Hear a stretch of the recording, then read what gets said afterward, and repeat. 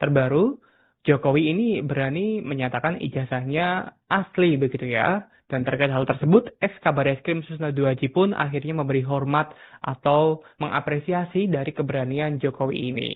Jadi setelah kasus ijazah diduga palsu dari Presiden ke-7 Republik Indonesia Joko Widodo ini bergulir telah berbulan-bulan, akhirnya Presiden Jokowi berjanji akan menunjukkan ijazahnya di pengadilan. Jadi setelah sejumlah pihak menggugat, bahkan Presiden Jokowi juga sempat melaporkan sejumlah pihak, dan akhirnya Bareskrim Polri telah menetapkan sejumlah tersangka, di antaranya Roy Suryo, kemudian Dr. Tifa. Ini terbaru Jokowi menyatakan akan menunjukkan ijazahnya. Tak hanya ijazah di perguruan tinggi atau dari UGM, Jokowi berjanji akan menunjukkan ijazah dari SMP, SMA di pengadilan nantinya. Jokowi menilai pengadilan sebagai forum paling tepat untuk membuktikan keaslian ijazah miliknya. Jadi Tribuners, Jokowi berjanji bakal menunjukkan ijazah miliknya mulai dari tingkat sekolah dasar atau SD hingga jenjang perguruan tinggi di pengadilan dalam proses terkait gugatan. Ia menilai pengadilan merupakan forum yang tepat untuk membuktikan apakah ijazah yang dimilikinya selama ini asli atau palsu seperti yang dituduhkan sejumlah pihak seperti Roy Suryo, kemudian Roni Sianipar dan juga Dr. Tifa. Dalam pernyataannya, ini Jokowi berjanji ia akan menunjukkannya seterang benderang-benderangnya. Jokowi menambahkan, pengadilan juga menjadi tempat bagi pihak yang menuding ijazah palsu untuk membuktikan tuduhannya jika memang ijazah dari Jokowi ini palsu. Melansir dari tribunnews.com, mengenai pernyataan Jokowi tersebut, mantan Kabareskrim Komjen Pol Susno Duaji memberi hormat kepada ayah wakil Presiden Gibran Rakabuming Raka itu. Selain itu, Susno juga menghargai keputusan Jokowi yang memilih untuk menunjukkan ijazahnya di pengadilan. Susno Duaji adalah Kabareskrim Polri periode 24 Oktober 2008 hingga 24 November 2009. Namun Susno belum mengetahui apakah ijazah asli tersebut masih dipegang Jokowi atau sudah disita oleh penyidik. Pasalnya, menurut Susno, untuk sampai ke proses pengadilan harus melalui proses di penyidik dulu, lalu ke jaksa penuntut umum atau JPU, sehingga ijazah tersebut seharusnya sudah disita oleh penyidik. Namun Susno tidak mengetahui pasti apakah arsip dari ijazah asli yang selama ini dipermasalahkan ini masih dipegang oleh Jokowi atau sudah diserahkan kepada pihak penyidik Bareskrim Polri. Susno Duaji juga menjelaskan bahwa Roy Suryo JS harus membuktikan tuduhannya terkait ijazah Jokowi. Sementara itu, Jokowi juga harus menangkis tuduhan Roy Suryo dengan menunjukkan ijazah aslinya di pengadilan. Jadi selain akhirnya Jokowi ini berani menunjukkan ijazahnya di pengadilan, Susno Duaji juga menyarankan Roy Suryo ini juga memberikan sejumlah bukti yang kuat begitu ya di pengadilan untuk membantah bukti-bukti yang akan disampaikan oleh Jokowi. Jadi harapannya nanti setelah Jokowi ini menunjukkan ijazahnya di pengadilan dapat segera jelas begitu ya terkait polemik yang sudah bergulir berhari-hari, berpekan-pekan, bahkan berbulan-bulan terkait keaslian ijazah dari Jokowi. Dan terkait hal ini Tribuners Susno juga menilai Universitas Gadjah Mada atau UGM juga harus bersuara menyatakan bahwa ijazah Jokowi adalah ijazah yang asli. Susno menegaskan bahwa dirinya tidak membela pihak manapun terkait dengan perkara ijazah Jokowi ini. Susno menyebut UGM harus muncul begitu ya. UGM jangan sembunyi, dia harus membela atau bersuara dengan jelas. Jika memang asli, ini harus menunjukkan bukti ijazah ini asli atau menunjukkan skripsi dari Jokowi. Kemudian juga memberikan kejelasan terkait status dari pembimbing skripsi dari Jokowi selama meniti ilmu di Universitas Gadjah Mada. Kemudian Jokowi juga harus memiliki bukti-bukti untuk menguatkan keaslian ijazahnya.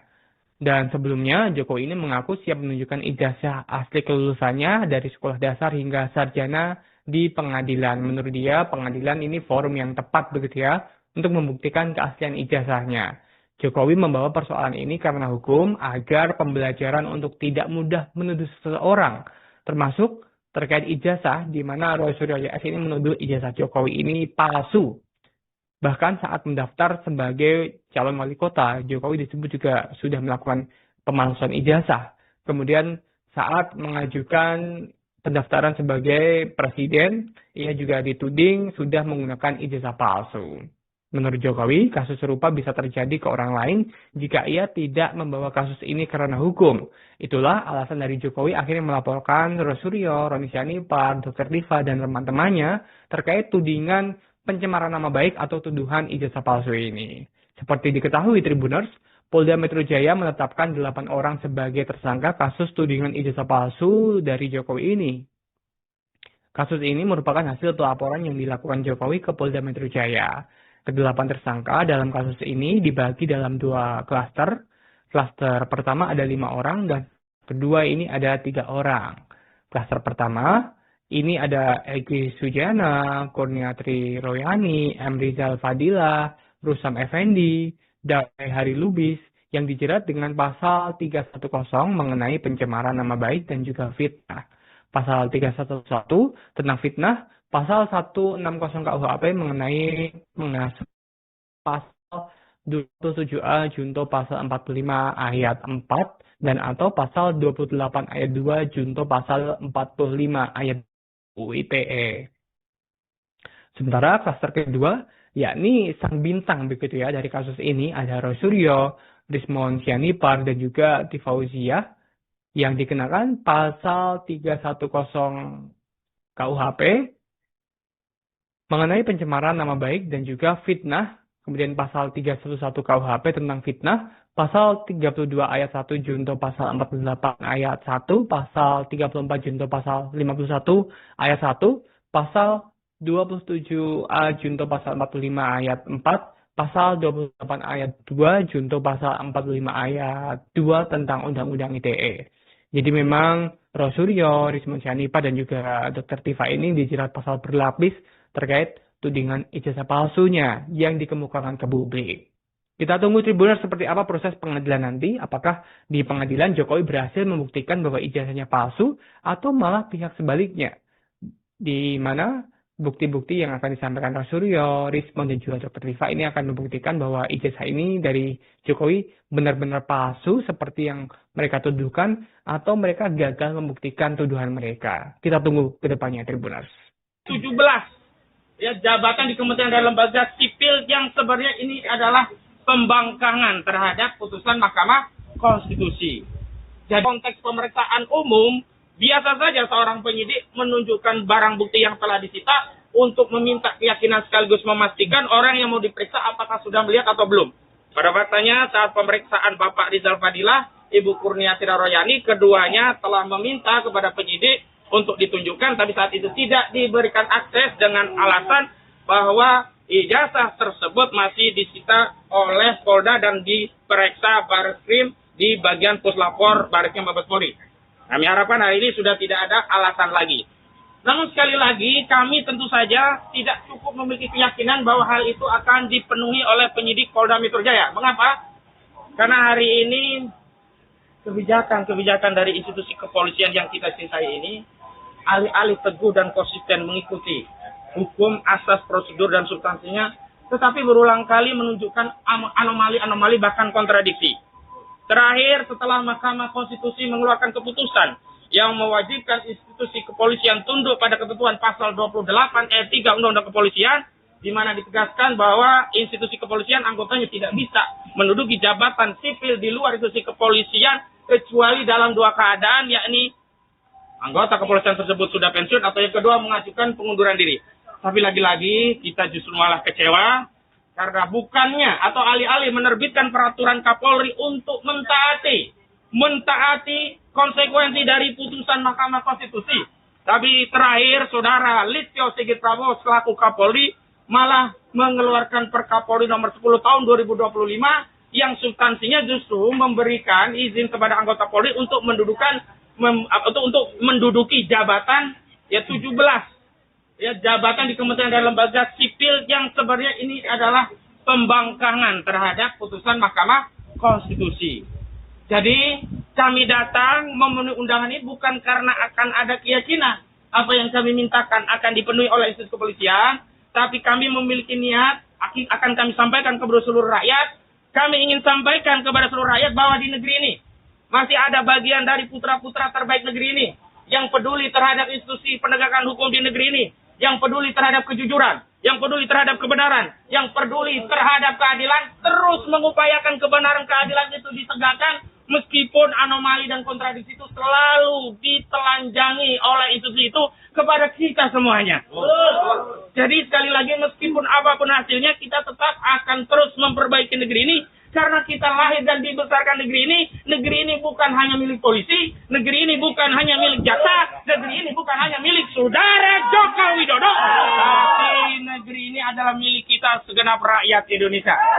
Dan terakhir sebelum nanti ada satu pelapor utama yaitu saudara Joko Widodo malah berbilang ya bahwa beliau tidak melaporkan orang tetapi melaporkan peristiwa. Nah ini ada lagi ya, Pak, sejak kami menjadi saksi kemudian menjadi pelapor lalu kemudian menjadi tersangka di bulan ini, lokus dan tempo ya dari peristiwa yang ditunjukkan kepada kami itu berubah-ubah. Selalu berubah-ubah dari tanggal 25 Maret 2024 di Jakarta Pusat, lalu berubah jadi 22 Januari 2025 di Jakarta Selatan dan seterusnya. Jadi itu ada ketidakkonsistenan secara hukum yang perlu kami tanyakan pada gelar perkara kali ini ya. Karena kalau memang lokus saja tidak jelas, temboknya saja tidak jelas, dan untuk diketahui juga bahwa pasal-pasalnya itu juga berubah-ubah. Dari sejak kami diperiksa pertama kali sampai dengan sekarang itu pasal-pasalnya ada yang jelas dan timbul. Ada yang timbul lagi, hilang lagi seperti itu ya. Nah, yang lebih lucu lagi adalah pelapornya. Pelapornya bukan hilang timbul. Ada satu pelapor utama yaitu saudara Joko Widodo malah berbilang ya bahwa beliau tidak melaporkan orang tetapi melaporkan peristiwa. Nah ini ada lagi ya. Seharusnya dari sejak awal yang diperiksa peristiwa bukan orang ya. Bukan kami karena beliau tidak secara definitif menyebutkan orang tapi peristiwa. Tapi sampai dengan saat ini kita juga tahu tidak ada peristiwa yang diperiksa oleh pemerintah ya. Dan tidak pernah dijadikan tersangka gitu ya. Nah ini hal-hal seperti ini yang akan kami pertanyakan. Saya akan mendorong Kapolda Metro Jaya, Wakapolda Metro Jaya khususnya Dirkrim Um. Ini harus melakukan penahanan setelah semua berkas rampung. Harus. Ya, hari ini kita diundang oleh Polda Metro yang Dirkrim untuk melakukan gelar perkara khusus ya yang diajukan oleh pihak pelapor tersangka ya. Nah, semoga hari ini berjalan dengan baik, lancar ya. Karena kami lihat bahwa ini apakah ini Valentine atau apakah ini seperti apa. Tapi kami yakin betul bahwa ketika kemudian ini diperjelas lagi, maka justru akan lebih terang benderang.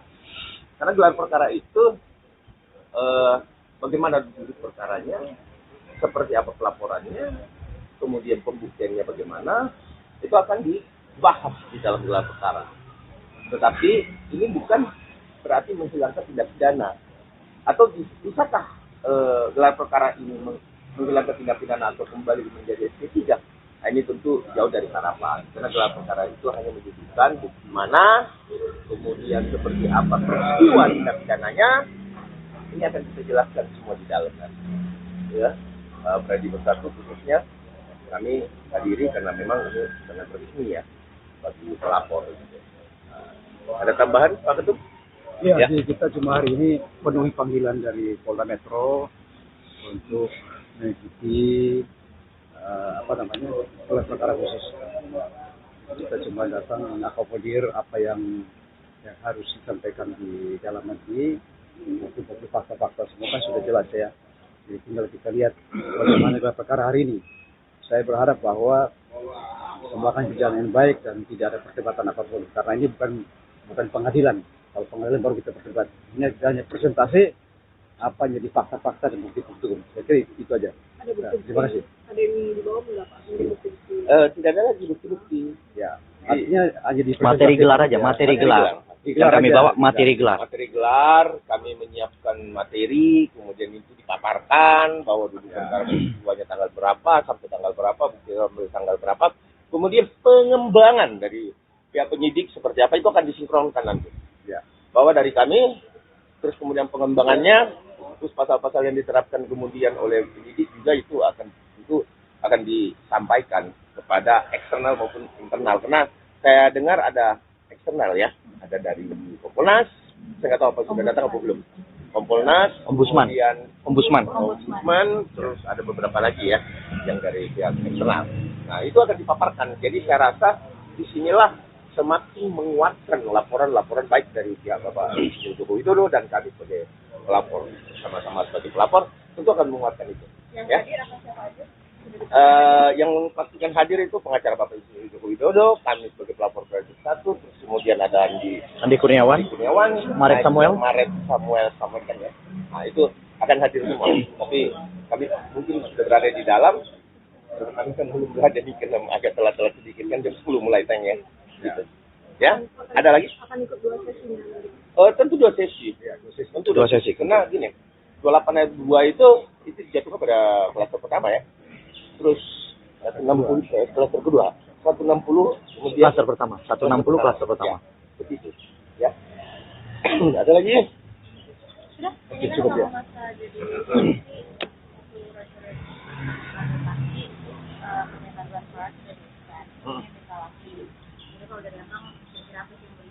Jadi gini, saya perjelas.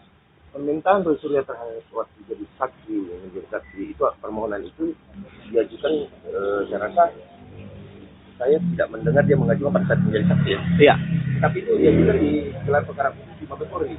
Nah, kalau Mabes Polri ingat ya, itu adalah laporan PPW, ya, bukan laporan dari kami dari Pak Joko Widodo dan kami. Tetapi itu adalah laporan PPW yang diminta dibuka kembali. Ini berbeda konteksnya. Bahwa kemudian saat ini status tersangkanya ini ingin digelarkan. Nah, kita lihat aja apakah ini bisa. Tetapi pada dasarnya kami kata internasional itu mengambil kesimpulan untuk menjadikan salah bukti juga. Nanti itulah kita lihat paparan siapa. Nanti kita akan sampaikan lagi ya siapa di gelar perkara, apa yang menjadi match dan memang terang benerangnya di mana itu tentu akan dijelaskan. Ya. Bang Roy Suryo ini kan Roy Suryo Ceres ini kan tidak ditahan ya Bang. Ini dari Abang sebagai pelapor. Oh iya. Ya, artinya gini ya, tidak ditahan itu bukan berarti tidak ditahan seterusnya. Belum ditahan, ya. Ini perlu kita pertegas ya. Artinya pihak penyidik memiliki diskresi untuk tidak atau belum melakukan penahanan. Karena kenapa? Mereka kan mengajukan saksi dan ahli dari mereka. Sehingga dibutuhkan waktu lagi. Oke, karena kewenangan polisi menahan itu hanya 20 hari. Apabila dalam 20 hari belum bisa menyelesaikan pemeriksaan saksi-saksi yang diajukan oleh para tersangka, maka kan wajib ditangguhkan juga. Jadi artinya biar tidak 2 kali kerjaan. Ya, artinya ini belum ditahan. Tapi harapan kami, ya ini saya perlu pertegas. Saya akan mendorong Kapolda Metro Jaya, Wakapolda Metro Jaya, khususnya Dirkrimum. Ini harus melakukan penahanan setelah semua berkas rampung. Harus. Karena kenapa? Ancaman pidananya di atas 5 tahun. Jelas. Dapat dilakukan penahanan dan wajib sebenarnya dilakukan penahanan. Karena kenapa? Ini akan menjadi presiden buruk terhadap polda-polda lain. Nanti semua akan mengikuti. Ya kan? Ancaman di atas 5 tahun ini nggak perlu ditahan. Orang malah sudah lapor polisi jadinya. Gitu. Ya. Demikian dari saya. Ini dilanjutkan ketua umum saya. Padahal kan perbuatannya berulang. Jadi kalau tidak ditahan, dia terus berkuar-kuar. Jadi ini menyebabkan polarisasi di masyarakat makin menjadi-jadi. Sebenarnya kita minta nanti dalam gelar perkara nanti harapan kita supaya beliau-beliau yang jadi tersangka ini harus dilakukan penahanan. Itu aja. Pak, mungkin kenapa ada alasan nggak Pak Jokowi itu nggak hadir dalam gelar perkara khusus ini Pak? Memang karena untuk perkara ini sudah diberikan kuasa kepada kami sebagai kuasa hukum, kamilah yang memang diberikan kuasa hukum. Namun kan kita semua sudah tahu bahwa gelar perkara ini adalah hanya pemaparan dari para penyidik memperlihatkan ini dari awal sampai sekarang ini apa yang telah dilakukan dan langkah-langkah selanjutnya saja. Jadi ini bukan pemeriksaan eksaminasi mengenai perkaranya, bukan pembuktian perkaranya, karena pembuktian nanti di pengadilan. Jadi kalau ada narasi seakan-akan di sinilah nanti akan dilihat apakah sudah dilakukan sudah benar atau tidak, itu salah. Jadi kita hanya melihat aja nih pemaparan dari mana. Jadi dari pihak Pak Jokowi yakin bahwa gelar perkara ini tidak akan ada membuka misal ada koreksi seperti itu atau Iya, karena forum untuk mengkoreksi suatu penyidikan bukan di sini. Ini hanya mereka memaparkan para penyidik apa yang sudah dilakukan sehingga para tersangka tentunya memiliki hak untuk mengetahui mungkin apa yang sudah dilakukan, apa yang sudah disita dan sebagainya. Namun kami sebagai pelapor juga memiliki hak nih untuk mengetahui kapan ini akan dilimpahkan kepada kejaksaan untuk disidangkan. Jadi ya sebenarnya walaupun ini bukan inisiatif dari kami diundang dan kami senang juga untuk hadir di gelar ini untuk mengetahui tindak lanjutnya. Pak, mungkin kenapa ada alasan nggak Pak Jokowi itu nggak hadir dalam gelar perkara khusus ini, Pak? Memang karena untuk perkara ini sudah diberikan kuasa kepada kami sebagai kuasa hukum, kamilah yang memang diberikan kuasa hukum. Oke. Ya, nanti mungkin setelah gelar ya. Oke. Terima kasih. Terima kasih, Bang. Kita juga membawa ijazah contoh ijazah UGM tahun 85 yang tahun angkatannya sama dengan Jokowi, ada watermarknya, ada egoisnya, detail banget. Akan kita tunjukkan. Oh ya, yang kecil-kecil, terima kasih. Assalamualaikum warahmatullahi wabarakatuh. Ya, hari ini terima kasih Mas Refri, saya bersama Bala RRC. Ya, ini barisan pembela RRC. Siang ini kita akan sedikit sebelum nanti masuk ke gelar perkara. Jadi artinya nanti saya singkat saja di dalam apa yang saya sampaikan adalah kita juga dalam rangka menangkal tolak bala. Kalau dalam bahasa pewayangannya itu tolak bala. Tolak bala itu menolak kejahatan. Jadi saya nanti juga akan mempresentasikan ini analisis ijazah 99% palsu dan juga penegasan tentang pasal 32 dan 35, di mana isinya saya nggak akan sebutkan di sini detail ya, tapi intinya adalah saya akan cerita soal siapa yang membuat gaduh itu, Jokowi di awal ya, kemudian siapa yang malah ini ada penjelasan pasal 32 dan 35, kebetulan saya juga ikut serta membuatnya juga. Kemudian juga saya terangkan tentang kalau Sigit Winata itu sah karena dia melakukan kehutanan yang kemudian menampilkan ijazah pertama kali. Tapi kemudian yang banyak tidak sah adalah penampilan dari Dian Candi Utama di Twitter, kemudian kebohongan Andi Aswan dengan Joshua Sinambela di 2 kali tayangan saya di suara tanggal 19 dan 25 November.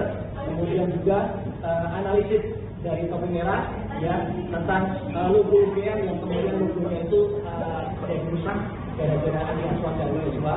Kemudian juga analisis histogram, kemudian sampai kepada analisis skala dan sebagainya. Kesimpulannya, karena nanti teman-teman dan teman-teman juga masih akan menambahkan. Nah, intinya adalah begini.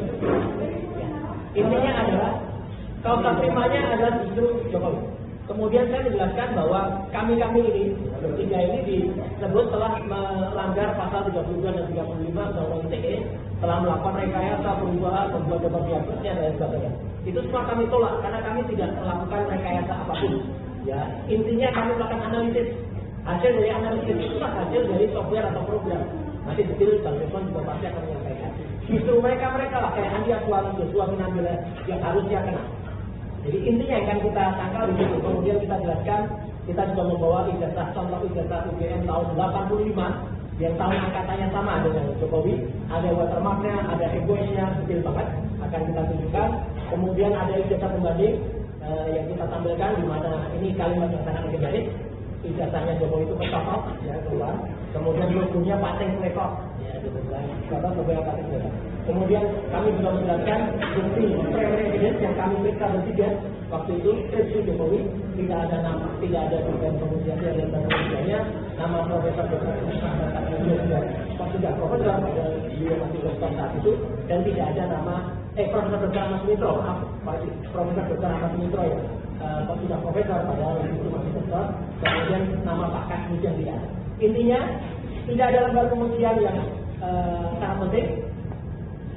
Skripsi yang tidak diuji berarti juga tidak lulus, kemudian yang tidak lulus berarti ijazahnya 99,9% palsu. Saya kira itu aja. Nanti kita akan betulkan setelah selesai acara. Nanti tentu Prof. Tono Laksono dan juga Dr. Rido juga akan menambahkan. Terima kasih. Ya, nanti ada kelas kedua setelah selesai. Wassalamualaikum warahmatullahi wabarakatuh. Siap lagi?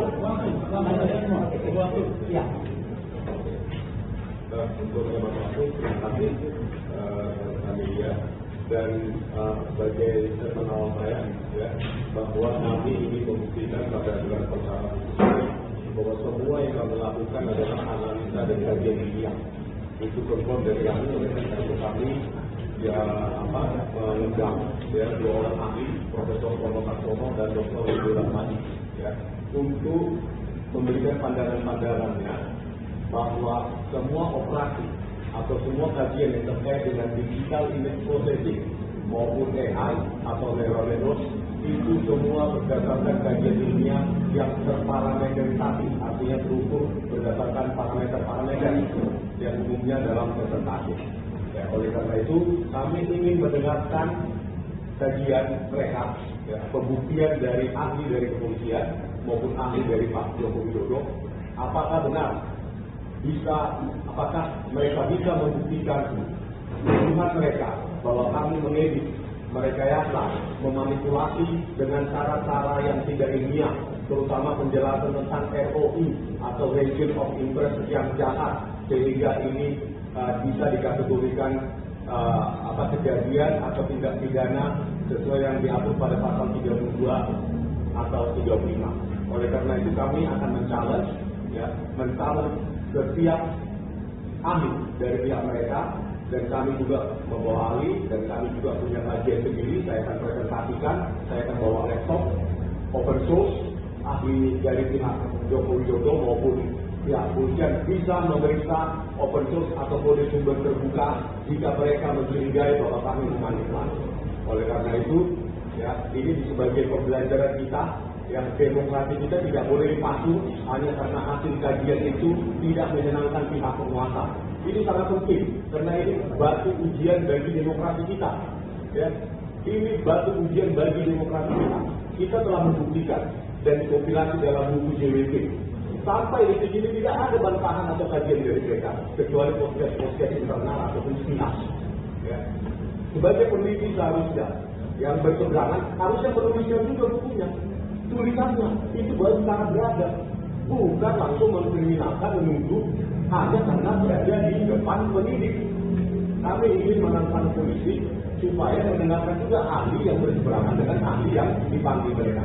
Oke, nanti untuk penjelasannya semua metode yang saya akan presentasikan itu nanti penjelasan untuk setelah gelar perkara khusus nanti. Terima kasih. Assalamualaikum warahmatullahi wabarakatuh. Pertama dari saya, dari Dr. Siva, kami atau saya itu mendapatkan undangan untuk mengikuti gelar perkara atau GPK ini ya. Itu hari Kamis ketika kita wajib lapor. Nah, setelah saya membaca, ternyata GPK itu berasal dari permintaan dua pihak. Yang pertama adalah ada tim kuasa hukum yang disebut sebagai tim advokasi atau kriminalisasi akan aktivis, di mana mereka bukan kuasa hukum saya pribadi, tetapi mereka saat ini masih menjadi tim kuasa hukum dari Mas Raisuryo. Ya. Nah, kami berdua, saya, Dr. Siva dan Bang Konsentrasi itu sudah bukan klien dari tim advokasi tersebut. Ya. Walaupun pada saat surat tersebut dilayangkan kepada oleh tim kuasa hukum tersebut, itu kami Bang Konsentrasi masih bagi klien mereka, tetapi untuk hari ini sejak tanggal 7 November 2025, Bang Konsentrasi sudah tidak menjadi klien mereka lagi. Nah, jadi saya, Dr. Siva dengan Bang Konsentrasi itu tidak punya relevansi secara langsung dengan BPK ini, ya. Kemudian ada satu pihak lagi yaitu TPUA. Tim TPUA yang dipimpin oleh Bang Sujana. Jadi ada dua pihak yang meminta Polda Metro Jaya untuk menyelenggarakan BPK ini. Nah, artinya saya secara pribadi dan banyak orang kita itu hadir, insya Allah hadir memenuhi undangan BPK ini adalah demi kami informasi tentang hukumnya. Terbaru, Jokowi ini berani menyatakan ijazahnya asli begitu ya. Dan terkait hal tersebut, Ex-Kabareskrim Susna II Haji pun akhirnya memberi hormat atau mengapresiasi dari keberanian Jokowi ini. Jadi setelah kasus ijazah diduga palsu dari Presiden ke-7 Republik Indonesia Joko Widodo ini bergulir telah berbulan-bulan, akhirnya Presiden Jokowi berjanji akan menunjukkan ijazahnya di pengadilan. Jadi setelah sejumlah pihak menggugat, bahkan Presiden Jokowi juga sempat melaporkan sejumlah pihak, dan akhirnya Bareskrim Polri telah menetapkan sejumlah tersangka, di antaranya Raisuryo, kemudian Dr. Tiva. Ini terbaru Jokowi menyatakan akan menunjukkan ijazahnya. Tak hanya ijazah di perguruan tinggi atau dari UGM, Jokowi berjanji akan menunjukkan ijazah dari SMP, SMA di pengadilan nantinya. Jokowi menilai pengadilan sebagai forum paling tepat untuk membuktikan keaslian ijazah miliknya. Jadi Tribuners, Jokowi berjanji bakal menunjukkan ijazah miliknya mulai dari tingkat sekolah dasar atau SD hingga jenjang perguruan tinggi di pengadilan dalam proses terkait gugatan. Ia menilai pengadilan merupakan forum yang tepat untuk membuktikan apakah ijazah yang dimilikinya selama ini asli atau palsu seperti yang dituduhkan sejumlah pihak seperti Roy Suryo, kemudian Roni Sianipa dan juga Dr. Tifa. Dalam pernyataannya, ini Jokowi berjanji ia akan menunjukkannya seterang benderang-benderangnya. Jokowi menambahkan, pengadilan juga menjadi tempat bagi pihak yang menuding ijazah palsu untuk membuktikan tuduhannya jika memang ijazah dari Jokowi ini palsu. Melansir dari tribunnews.com, mengenai pernyataan Jokowi tersebut, mantan Kabar Eskrim Komjen Pol Susno Duaji memberi hormat kepada ayah wakil presiden Gibran Rakabuming Raka itu. Selain itu, Susno juga menghargai keputusan Jokowi yang memilih untuk menunjukkan ijazahnya di pengadilan. Susno Duaji adalah Kabar Eskrim Polri periode 24 Oktober 2008 hingga 24 November 2009. Namun Susno belum mengetahui apakah ijazah asli tersebut masih dipegang Jokowi atau sudah disita oleh penyidik. Pasalnya, menurut Susno, untuk sampai ke proses pengadilan harus melalui proses di penyidik dulu, lalu ke Jaksa Penuntut Umum atau JPU, sehingga ijazah tersebut seharusnya sudah disita oleh penyidik. Namun Susno tidak mengetahui pasti, apakah arsip dari ijazah asli yang selama ini dipermasalahkan, ini masih dipegang oleh Jokowi, atau sudah diserahkan kepada pihak penyidik Barreskrim Polri. Susno Duaji juga menjelaskan bahwa Roy Suryo JS harus membuktikan tuduhannya terkait ijazah Jokowi. Sementara itu, Jokowi juga harus menangkis tuduhan Roy Suryo dengan menunjukkan ijazah aslinya di pengadilan. Jadi selain akhirnya Jokowi ini berani menunjukkan ijazahnya di pengadilan, Susno Duaji juga menyarankan Roy Suryo ini juga memberikan sejumlah bukti yang kuat begitu ya di pengadilan untuk membantah bukti-bukti yang akan disampaikan oleh Jokowi. Jadi harapannya nanti setelah Jokowi ini menunjukkan ijazahnya di pengadilan dapat segera jelas begitu ya terkait polemik yang sudah bergulir berhari-hari, berpekan-pekan, bahkan berbulan-bulan terkait keaslian ijazah dari Jokowi. Dan terkait hal ini Tribuners Susno juga menilai Universitas Gadjah Mada atau UGM juga harus bersuara menyatakan bahwa ijazah Jokowi adalah ijazah yang asli. Susno menegaskan bahwa dirinya tidak membela pihak manapun terkait dengan perkara ijazah Jokowi ini. Susno menyebut UGM harus muncul begitu ya. UGM jangan sembunyi, dia harus membela atau bersuara dengan jelas. Jika memang asli, ini harus menunjukkan bukti ijazah ini asli atau menunjukkan skripsi dari Jokowi. Kemudian juga memberikan kejelasan terkait status dari pembimbing skripsi dari Jokowi selama meniti ilmu di Universitas Gadjah Mada. Kemudian Jokowi juga harus memiliki bukti-bukti untuk menguatkan keaslian ijazahnya. Dan sebelumnya Jokowi ini mengaku siap menunjukkan ijazah asli kelulusannya dari sekolah dasar hingga sarjana di pengadilan. Menurut dia, pengadilan ini forum yang tepat begitu ya untuk membuktikan keaslian ijazahnya.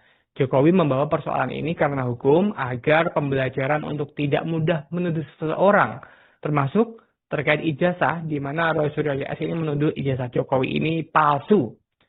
Bahkan saat mendaftar sebagai calon wali kota, Jokowi disebut juga sudah melakukan pemalsuan ijazah. Kemudian saat mengajukan pendaftaran sebagai presiden, ia juga dituding sudah menggunakan ijazah palsu. Menurut Jokowi, kasus serupa bisa terjadi ke orang lain jika ia tidak membawa kasus ini karena hukum. Itulah alasan dari Jokowi akhirnya melaporkan Roy Suryo, Roni Sianipa, Dr. Tifa, dan teman-temannya terkait tudingan pencemaran nama baik atau tuduhan ijazah palsu ini.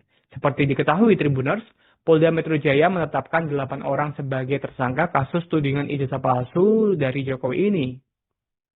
Kasus ini merupakan hasil pelaporan yang dilakukan Jokowi ke Polda Metro Jaya. Kedelapan tersangka dalam kasus ini dibagi dalam 2 klaster. Klaster pertama ada 5 orang dan kedua ini ada 3 orang. Klaster pertama ini ada Egy Sujana, Kurniatri Royani, M. Rizal Fadila, Rusam Effendi, Damai Hari Lubis, yang dijerat dengan pasal 310 mengenai pencemaran nama baik dan juga fitnah. Pasal 311 tentang fitnah, pasal 160 KUHP mengenai mengasuh, pasal 27A junto pasal 45 ayat 4 dan atau pasal 28 ayat 2 junto pasal 45 ayat UITE.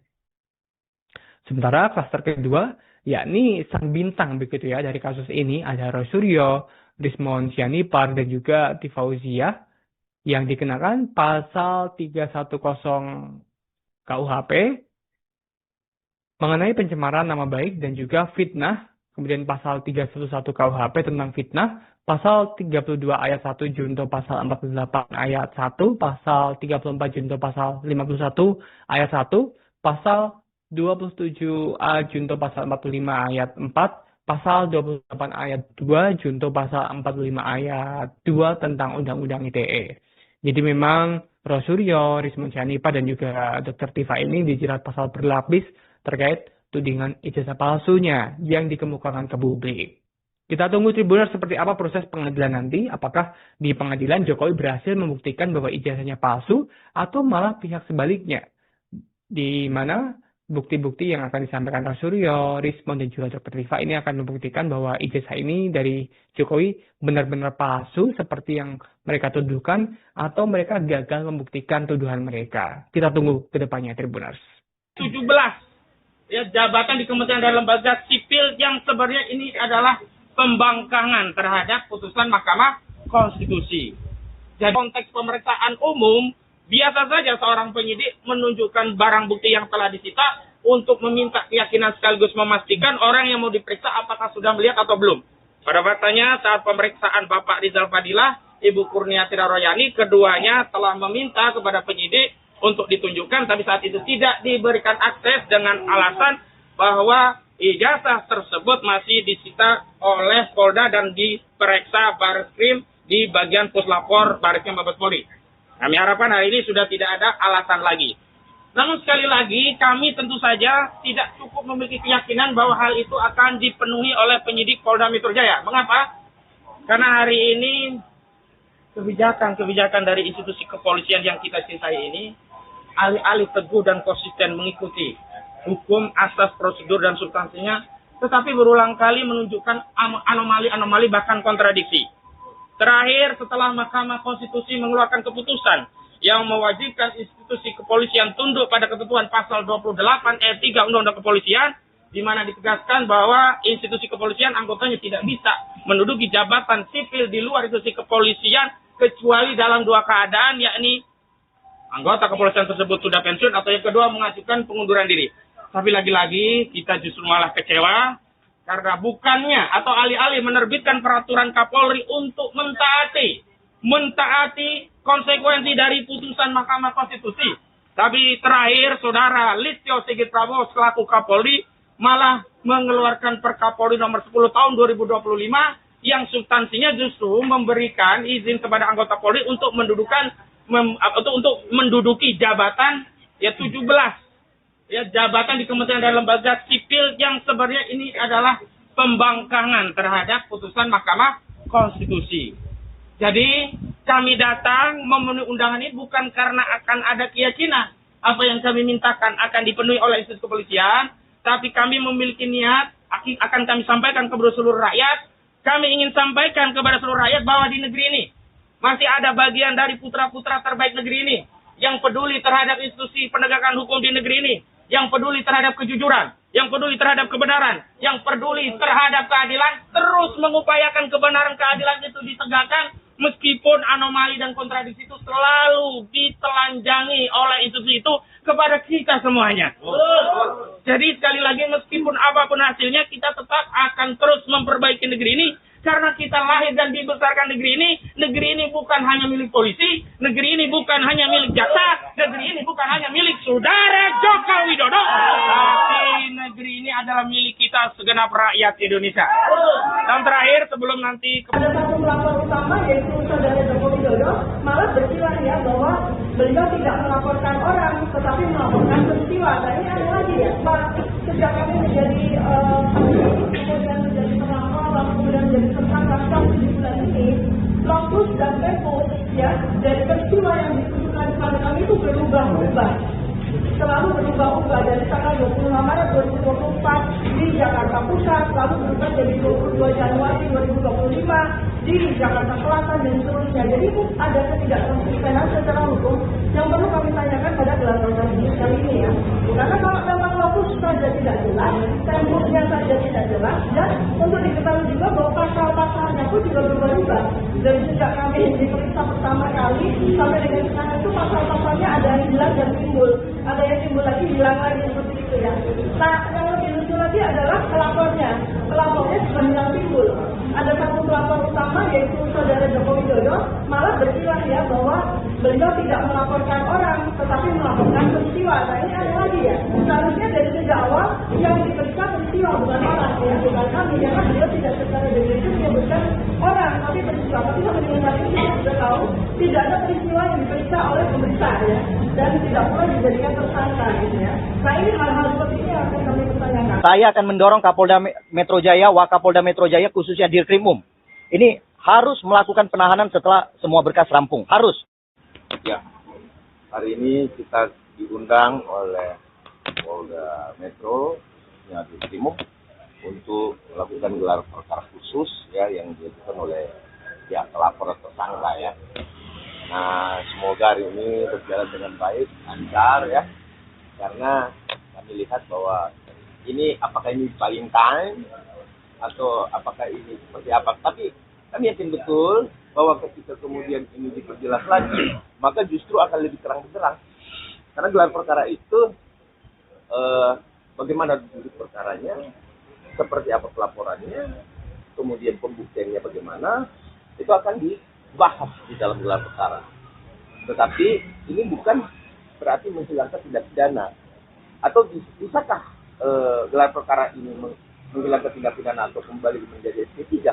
Nah ini tentu jauh dari harapan. Karena gelar perkara itu hanya menunjukkan bukti mana, kemudian seperti apa peristiwa tindak pidananya, ini akan kita jelaskan semua di dalam. Ya, Freddy Bersatu khususnya kami hadiri karena memang ini sangat resmi ya bagi pelapor. Ada tambahan Pak Ketum? Ya, jadi kita cuma hari ini penuhi panggilan dari Polda Metro untuk mengikuti gelar perkara khusus. Kita cuma datang mengakomodir apa yang harus disampaikan di dalam negeri. Bukti fakta-fakta semua kan sudah jelas ya. Jadi tinggal kita lihat bagaimana gelar perkara hari ini. Saya berharap bahwa semua akan berjalan dengan baik dan tidak ada perdebatan apapun. Karena ini bukan pengadilan. Kalau pengadilan baru kita berdebat. Ini hanya presentasi apa yang jadi fakta-fakta dan bukti-bukti. Saya kira itu aja. Ada bukti. Terima kasih. Ada yang dibawa enggak Pak? Bukti-bukti. Tidak ada lagi bukti-bukti. Ya, artinya hanya di Materi gelar aja, materi gelar. Yang kami bawa materi gelar. Materi gelar, kami menyiapkan materi, kemudian itu dipaparkan bahwa dudukan perkara peristiwanya tanggal berapa, sampai tanggal berapa, bukti tanggal berapa. Kemudian pengembangan dari pihak penyidik seperti apa itu akan disinkronkan nanti. Ya. Bahwa dari kami, terus kemudian pengembangannya, terus pasal-pasal yang diterapkan kemudian oleh penyidik juga itu akan disampaikan kepada eksternal maupun internal. Karena saya dengar ada eksternal ya, ada dari Kompolnas, saya nggak tahu apa sudah datang apa belum. Kompolnas, Ombudsman, kemudian Ombudsman, terus ada beberapa lagi ya yang dari pihak eksternal. Nah itu akan dipaparkan. Jadi saya rasa disinilah semakin menguatkan laporan-laporan baik dari pihak Bapak Joko Widodo dan kami sebagai pelapor, sama-sama sebagai pelapor tentu akan menguatkan itu. Yang ya. hadir apa siapa aja? Yang pastikan hadir itu pengacara Bapak Joko Widodo, kami sebagai pelapor Freddy Bersatu, terus kemudian ada Andi Kurniawan, Marep Samuel kan ya. Nah itu akan hadir semua.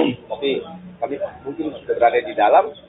Kami kan belum berada di dalam, agak telat-telat sedikit kan jam 10 mulai tanya. Gitu.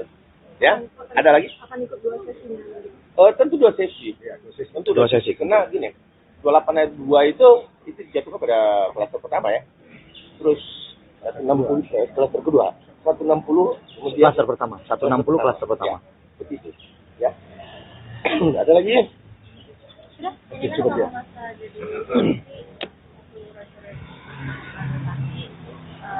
kelas sudah dilakukan. Ini minta lagi. Jadi kalau dari Abang, kira-kira apa sih yang mau dicari? Jadi gini, saya perjelas. Permintaan Roy Suryo terhadap waktu jadi saksi, menjadi saksi itu permohonan itu diajukan. Saya rasa saya tidak mendengar dia mengajukan pada saat menjadi saksi. Iya. Tapi itu diajukan di gelar perkara khusus di Mabes Polri. Nah, kalau Mabes Polri, ingat ya, itu adalah laporan TPW, ya, bukan laporan dari kami dari Pak Yusuf Joko Widodo dan kami juga. Tetapi itu adalah laporan TPW yang diminta dibuka kembali. Ini berbeda konteksnya. Bahwa kemudian saat ini status tersangkanya ini ingin digelarkan, nah kita lihat aja apakah ini bisa. Tetapi pada dasarnya kami kata pimpinan nasional itu mengambil sesuatu untuk menjadikan alat bukti juga. Nanti setelah kita lihat apakah siapa. Nanti kita akan sampaikan lagi ya siapa di gelar perkara, apa yang menjadi match dan memang terang benderangnya di mana itu tentu akan dijelaskan. Ya. Bang Roy Suryo ini kan Roy Suryo Ciares ini kan tidak ditahan ya Bang. Ini dari Abang sebagai pelapor. Oh iya. Ya artinya gini ya, tidak ditahan itu bukan berarti tidak ditahan seterusnya. Belum ditahan ya. Ini perlu kita pertegas ya. Artinya pihak penyidik memiliki diskresi untuk tidak atau belum melakukan penahanan. Karena kenapa? Mereka kan mengajukan saksi dan ahli dari mereka. Sehingga dibutuhkan waktu lagi. Oke, karena kewenangan polisi menahan itu hanya 20 hari. Apabila dalam 20 hari belum bisa menyelesaikan pemeriksaan saksi-saksi yang diajukan oleh para tersangka, maka kan wajib ditangguhkan juga. Jadi artinya biar tidak dua kali kerjaan. Ya, artinya ini belum ditahan. Tapi harapan kami, ya ini saya perlu pertegas. Saya akan mendorong Kapolda Metro Jaya, Wakapolda Metro Jaya, khususnya Dirkrimum. Ini harus melakukan penahanan setelah semua berkas rampung. Harus. Karena kenapa? Ancaman pidananya di atas 5 tahun. Jelas. Dapat dilakukan penahanan dan wajib sebenarnya dilakukan penahanan. Karena kenapa? Ini akan menjadi presiden buruk terhadap polda-polda lain. Nanti semua akan mengikuti. Ya kan? Ancaman di atas 5 tahun ini nggak perlu ditahan. Orang malah sudah lapor polisi jadinya. Gitu. Ya. Demikian dari saya. Ini dilanjutkan ketua umum saya. Padahal kan perbuatannya berulang. Jadi kalau tidak ditahan, dia terus berkuar-kuar. Jadi ini menyebabkan polarisasi di masyarakat makin menjadi. Jadi kita minta nanti dalam gelar perkara nanti harapan kita supaya beliau yang jadi tersangka ini harus dilakukan penahanan. Itu aja. Pak, mungkin kenapa ada alasan nggak Pak Jokowi itu nggak hadir dalam gelar perkara khusus ini, Pak? Memang karena untuk perkara ini sudah diberikan kuasa kepada kami sebagai kuasa hukum, kamilah yang memang diberikan kuasa hukum. Namun kan kita semua sudah tahu bahwa gelar perkara ini adalah hanya pemaparan dari para penyidik untuk memperlihatkan dari awal sampai sekarang ini apa yang telah dilakukan dan langkah-langkah selanjutnya seperti apa. Jadi ini bukan pemeriksaan eksaminasi mengenai perkaranya, bukan pembuktian perkaranya, karena pembuktian nanti di pengadilan. Jadi kalau ada narasi seakan-akan di sinilah nanti akan dilihat apakah sudah dilakukan, sudah benar atau tidak, itu salah. Jadi kita hanya melihat aja nih pemaparan dari para Jadi dari pihak Pak Jokowi yakin bahwa gelar perkara ini tidak akan ada membuka, misal ada koreksi seperti itu atau? Iya, karena forum untuk mengkoreksi suatu penyidikan bukan di sini. Ini hanya mereka memaparkan para penyidik apa yang sudah dilakukan, sehingga para tersangka tentunya memiliki hak kan mengetahui mungkin apa yang sudah dilakukan, apa yang sudah disita dan sebagainya. Namun kami sebagai pelapor juga memiliki hak nih untuk mengetahui kapan ini akan dilimpahkan kepada kejaksaan untuk tindakan. Jadi ya sebenarnya walaupun ini bukan inisiatif dari kami diundang, tapi kami senang juga untuk hadir di gelar ini untuk mengetahui tindak lanjutnya. Pak, mungkin kenapa ada alasan nggak Pak Jokowi itu nggak hadir dalam gelar perkara khusus ini, Pak? Memang karena untuk perkara ini sudah diberikan kuasa kepada kami sebagai kuasa hukum, kamilah yang memang diberikan kuasa hukum. Oke. Ya, nanti mungkin setelah gelar ya.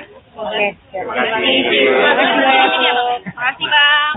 Kita juga membawa ijazah, contoh ijazah UGM tahun 85 yang tahun angkatannya sama dengan Jokowi. Ada watermarknya, ada egoisnya, kecil banget. Akan kita tunjukkan. Oh ya, yang kecil-kecil. Terima kasih. Assalamualaikum warahmatullahi wabarakatuh. Ya, hari ini terima kasih Mas Jeffrey. Saya bersama Bala RRT. Ya, ini barisan pembela RRT. Siang ini kita akan sedikit sebelum nanti masuk ke gelar perkara. Jadi artinya nanti saya singkat saja di dalam apa yang saya sampaikan adalah kita juga dalam rangka menangkal tolak bala. Kalau dalam bahasa pewayangan itu tolak bala. Tolak bala itu menolak kejahatan.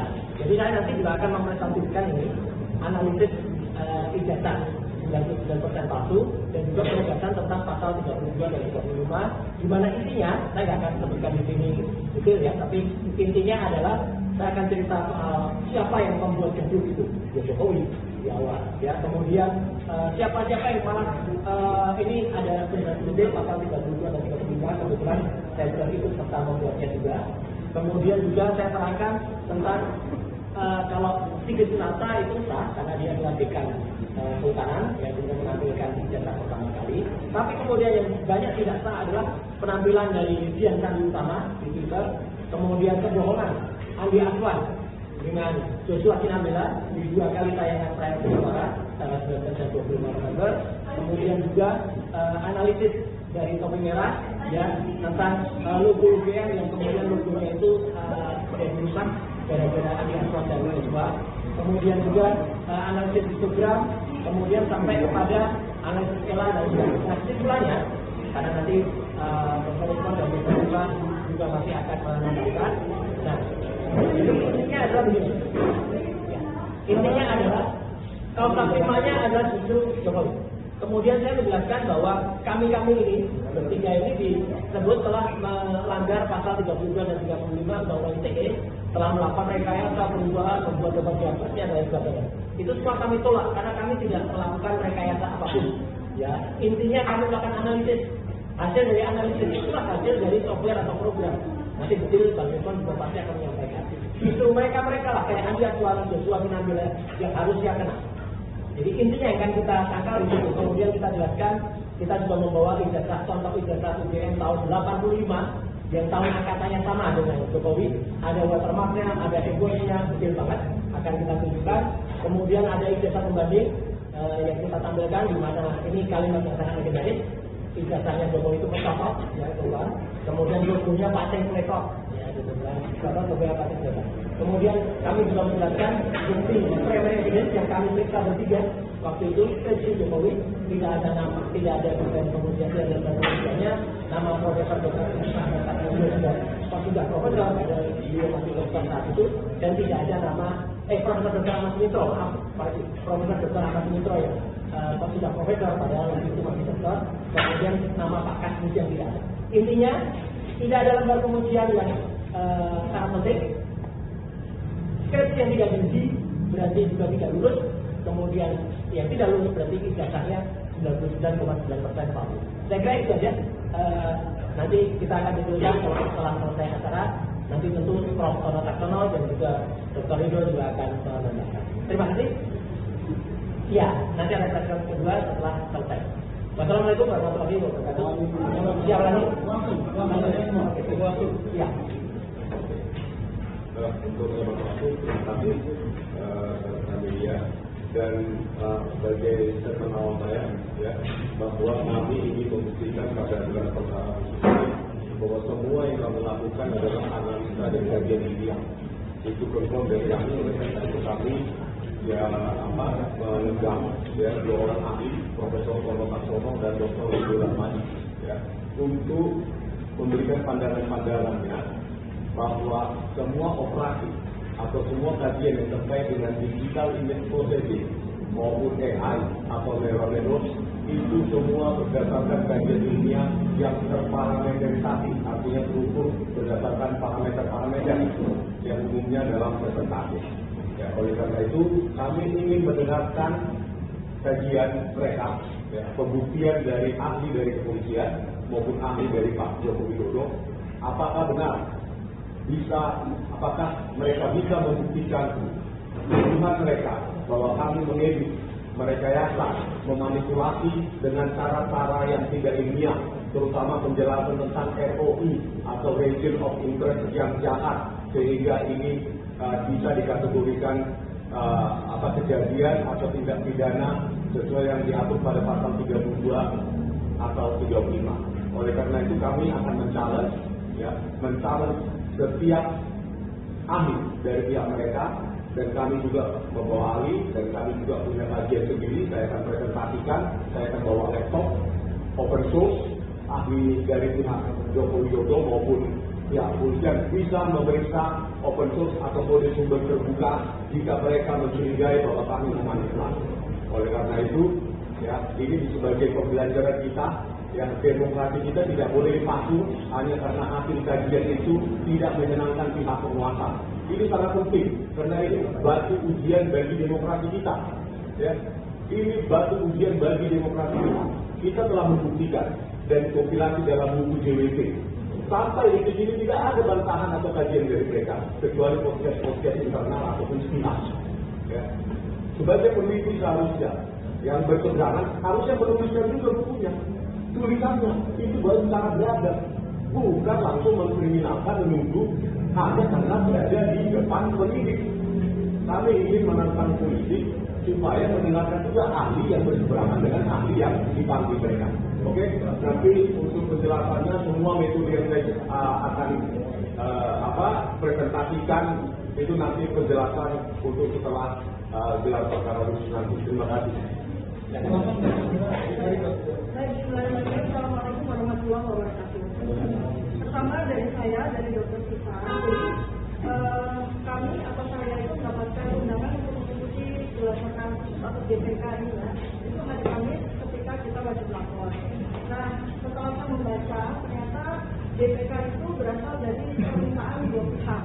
Yang pertama adalah ada tim kuasa hukum yang disebut sebagai tim advokasi atau kriminalisasi akan menjadi aktivis, di mana mereka bukan kuasa hukum saya, kuasa pribadi, tetapi mereka saat ini masih menjadi tim kuasa hukum dari Mas Roy Suryo.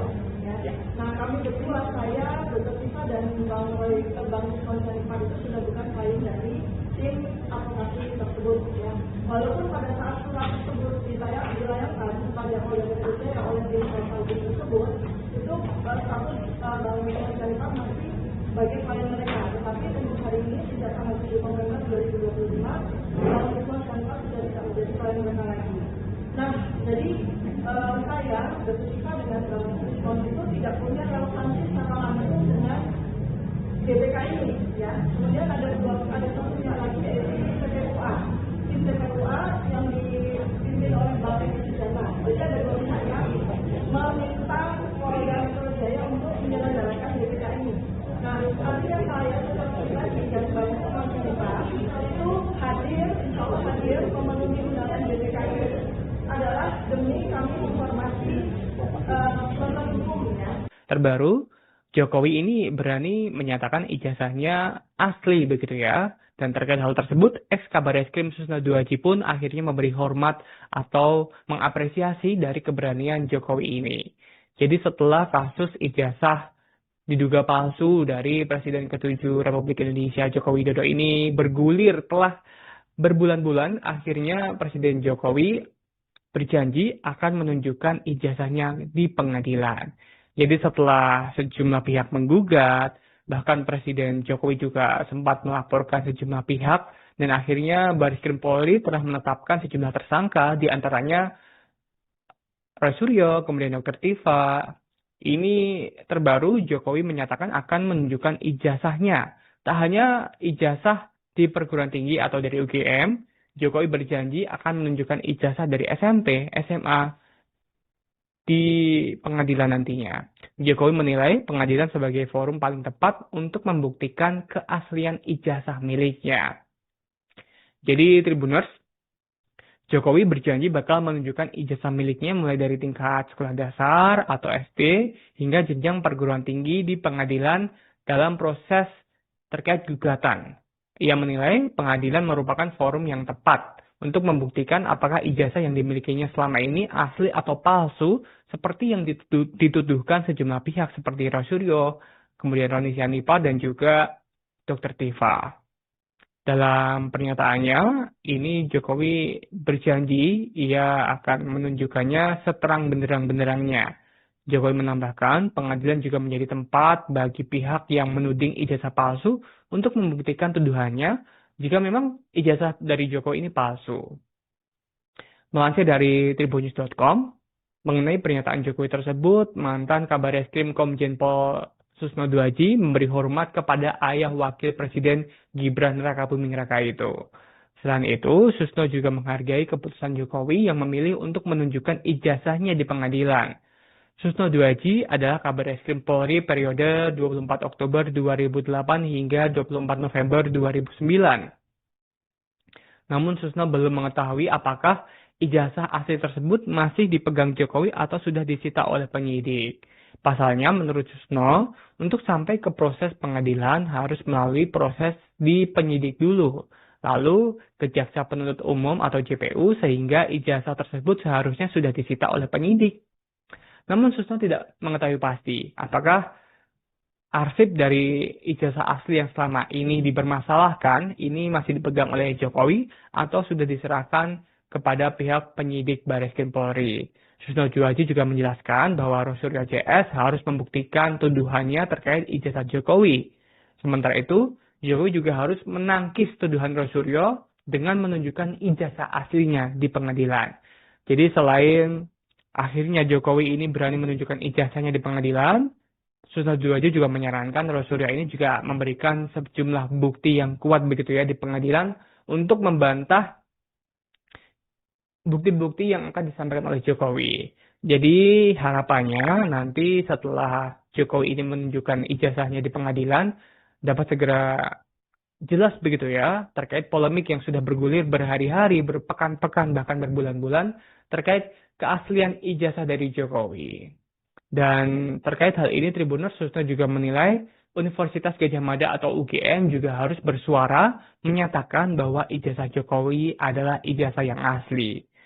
Susno menegaskan bahwa dirinya tidak membela pihak manapun terkait dengan perkara ijazah Jokowi ini. Susno menyebut UGM harus muncul begitu ya. UGM jangan sembunyi, dia harus membela atau bersuara dengan jelas. Jika memang asli, ini harus menunjukkan bukti ijazah ini asli atau menunjukkan skripsi dari Jokowi. Kemudian juga memberikan kejelasan terkait status dari pembimbing skripsi dari Jokowi selama meniti ilmu di Universitas Gadjah Mada. Kemudian Jokowi juga harus memiliki bukti-bukti untuk menguatkan keaslian ijazahnya.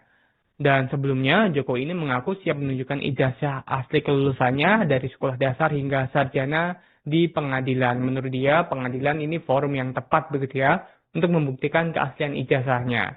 Jokowi membawa persoalan ini karena hukum agar pembelajaran untuk tidak mudah menuduh seseorang, termasuk terkait ijazah di mana Rosuryo JS ini menuduh ijazah Jokowi ini palsu. Bahkan saat mendaftar sebagai calon wali kota, Jokowi disebut juga sudah melakukan pemalsuan ijazah.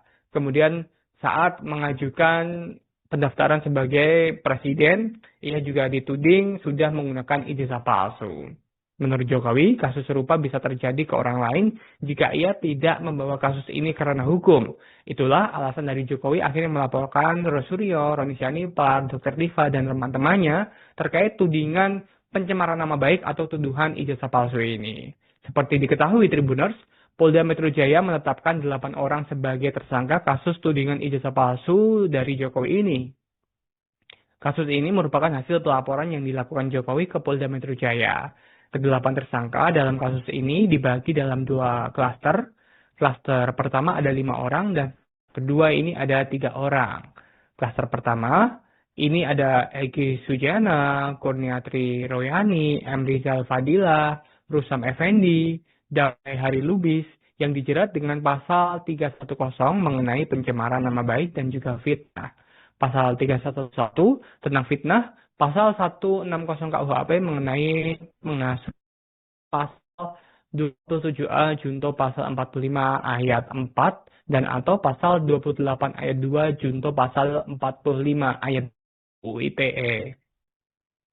Sementara klaster kedua yakni sang bintang begitu ya dari kasus ini ada Rosuryo, Rismon Sianipar dan juga Tifauziah yang dikenakan pasal 310 KUHP mengenai pencemaran nama baik dan juga fitnah, kemudian pasal 311 KUHP tentang fitnah, pasal 32 ayat 1 Junto pasal 48 ayat 1, pasal 34 Junto pasal 51 ayat 1, pasal 27A Junto pasal 45 ayat 4, pasal 28 ayat 2 Junto pasal 45 ayat 2 tentang Undang-Undang ITE.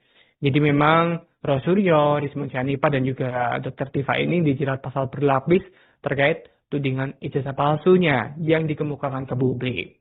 Kita tunggu Tribuners seperti apa proses pengadilan nanti. Apakah di pengadilan Jokowi berhasil membuktikan bahwa ijazahnya palsu atau malah pihak sebaliknya. Di mana bukti-bukti yang akan disampaikan Rosuryo, Rismon, dan juga Dr. Tifa ini akan membuktikan bahwa ijazah ini dari Jokowi benar-benar palsu seperti yang mereka tuduhkan atau mereka gagal membuktikan tuduhan mereka. Kita tunggu ke depannya Tribuners. 17 ya, jabatan di Kementerian dan Lembaga Sipil yang sebenarnya ini adalah pembangkangan terhadap putusan Mahkamah Konstitusi. Jadi konteks pemeriksaan umum, biasa saja seorang penyidik menunjukkan barang bukti yang telah disita untuk meminta keyakinan sekaligus memastikan orang yang mau diperiksa apakah sudah melihat atau belum. Pada faktanya saat pemeriksaan Bapak Rizal Fadilah, Ibu Kurniasih Royani, keduanya telah meminta kepada penyidik untuk ditunjukkan, tapi saat itu tidak diberikan akses dengan alasan bahwa ijazah tersebut masih disita oleh Polda dan diperiksa Barreskrim di bagian Puslapor Barreskrim Mabes Polri. Kami harapkan hari ini sudah tidak ada alasan lagi. Namun sekali lagi kami tentu saja tidak cukup memiliki keyakinan bahwa hal itu akan dipenuhi oleh penyidik Polda Metro Jaya. Mengapa? Karena hari ini kebijakan dari institusi kepolisian yang kita cintai ini alih-alih teguh dan konsisten mengikuti hukum, asas, prosedur, dan substansinya, tetapi berulang kali menunjukkan anomali-anomali bahkan kontradiksi. Terakhir, setelah Mahkamah Konstitusi mengeluarkan keputusan yang mewajibkan institusi kepolisian tunduk pada ketentuan pasal 28 ayat 3 Undang-Undang Kepolisian, di mana ditegaskan bahwa institusi kepolisian anggotanya tidak bisa menduduki jabatan sipil di luar institusi kepolisian kecuali dalam dua keadaan, yakni anggota kepolisian tersebut sudah pensiun atau yang kedua mengajukan pengunduran diri. Tapi lagi-lagi kita justru malah kecewa karena bukannya atau alih-alih menerbitkan peraturan Kapolri untuk mentaati konsekuensi dari putusan Mahkamah Konstitusi. Tapi terakhir Saudara Listio Sigit Prabowo selaku Kapolri malah mengeluarkan Perkapolri nomor 10 tahun 2025 yang substansinya justru memberikan izin kepada anggota Polri untuk download Tribun X sekarang. Menghadirkan